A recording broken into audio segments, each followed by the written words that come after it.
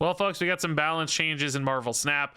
4 cards getting changed and a couple buffs and a couple nerfs, and I think at least one of these feels pretty significant. So let's kick it off here with the change to Shauna. She's going from a 4-2 to a 4-4. The dev comment here reads, Shauna has fallen a bit flat since release. I think that's putting it mildly. Even during the height of Zabu's might, she was a low-performing 4-cost card. We'd like to give her a better chance to shine. This buff is simple, but highlights that Shauna wasn't being appropriately compensated for needing 4 available slots to hit her ceiling. In general, cards and decks that fill many slots early are safer to make strong since there's plenty of game left to react or retreat, and their ability to gain cubes is impeded. This is especially true in Shauna's case, where the randomness and the existence of cards like Killmonger makes her a bit riskier. Hopefully, this additional power is enough. So, doubling up her power. I think this is kind of cool because at a base level now, you might only need like 1 or 2 cards to make her feel like she matches up to other 4-cost plays. So even like playing her on turn 6 becomes pretty interesting. Maybe in like a Zabu Sarah deck, she's just a power bomb late that can fill in any gaps that goes across, close off locations, maybe like something like Dr. Doom, but of course can be weaved in with other plays as well. So I'm actually pretty intrigued to see Shauna as a 4-4. Now, moving on to our first nerf here, we've got Lizard. He remains a 2-5, but now his ongoing is -4 power instead of -3, effectively making him a 2-1 when that ongoing comes online. And the dev comment reads, when one card becomes a clear outlier on play rate because it's playable in a huge number of decks, that's something we flag and keep an eye on. Of course, that's true for Lizard. He shows up everywhere. It's just kind of a tempo 2. That doesn't mean we always take action. It's important for us to keep in mind that the series structure can serve to make cards appear overplayed when they're actually just widely available. However, when we have a clear top card for the cost and can slice a little bit of strength away from it without necessarily dethroning it, that's largely a solid change for us to make. So that's what's happening here with arguably the softest nerf we've ever made.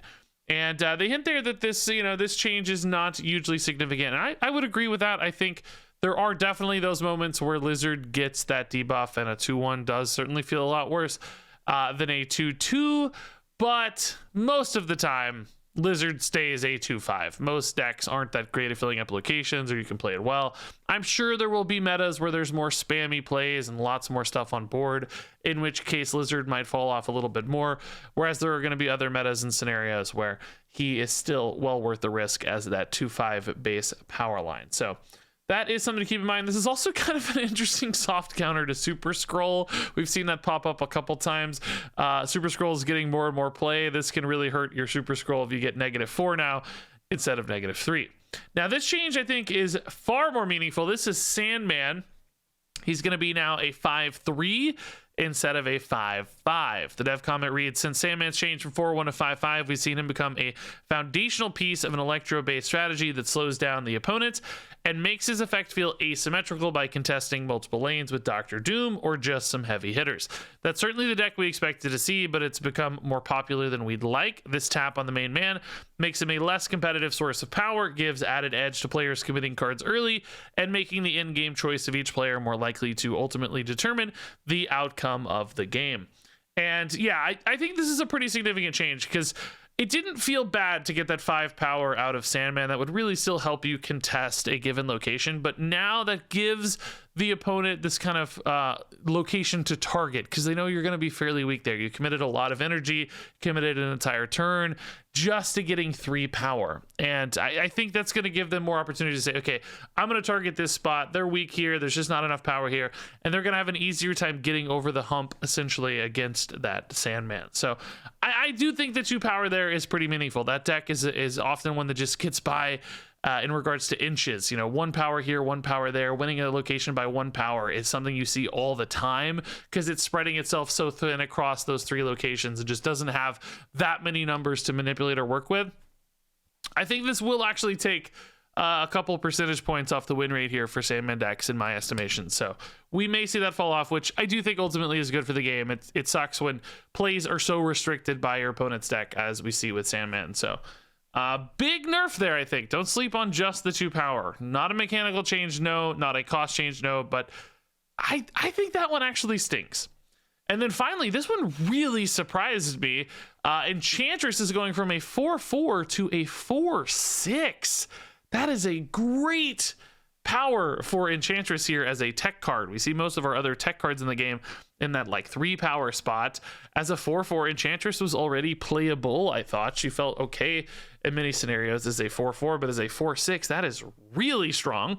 The dev comment reads, it's been particularly telling to us that in a world where Armor, Patriot, Darkhawk, Devil Dinosaur, Sandman, Blue Marvel, and even Null are major players, that Enchantress is a poor performer on both popularity and actual winning. There are mitigating factors, of course, curves, priority, and so forth, but ultimately she's not functioning as a solid counter for ongoing cards, especially the symmetrical ones that Rogue can't interact with. Hopefully this change lets her contest locations in addition to neutralizing major power problems like Darkhawk or reclaiming a big turn 6 from an early Sandman. So yeah, I think that's definitely going to be true. She seems really strong to me as a 4/6. Hardly any costs here at all to running her, and huge potential upside. We have kind of seen Super Scroll be more of an answer to a lot of these ongoing cards, or sometimes just getting bigger than the opponent too can often be an answer to these sorts of cards. But I think Enchantress is going to be a very commonly seen card as 4/6. I'm surprised it didn't go to 4/5 first.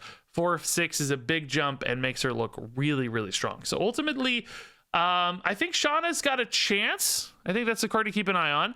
Lizard probably doesn't feel much worse to me. Sandman, I think, notably weaker. I think this deck will lose some power, and Enchantress here has a real chance to completely shake up the meta. This one seems kind of nuts to me in how significant this is. I know 2 power doesn't sound like a lot, but it's a big deal. That's a really, really nice change. So all in all, I think if these are the kind of expectations we have for over-the-air updates, the OTA balance updates we're expecting to get weekly from here on out, these feel nice. These are going to be a good shake-up on the meta as far as I'm concerned. Curious to hear what you guys think about these changes. Look forward to testing these out.